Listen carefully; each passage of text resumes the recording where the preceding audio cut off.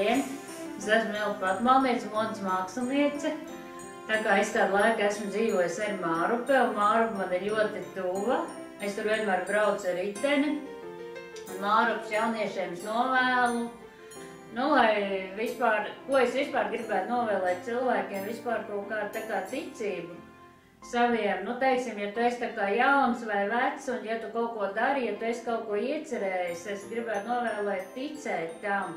Un tad arī, ja tu tici, tad viss notiek.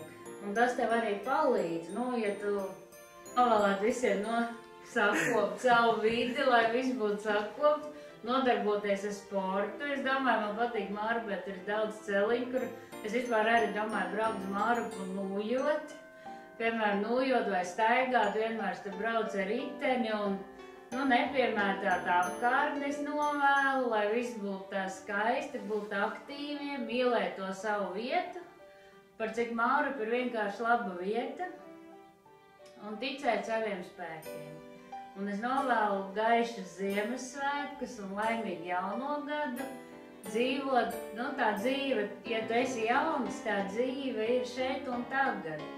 Tur kaut kādās citās vietās varbūt ir kāri vai tur kaut kas, bet ja tu esi jauns, tev jābauda dzīve, jāmācās un jātiecās uz to labo un jādzīvo nost.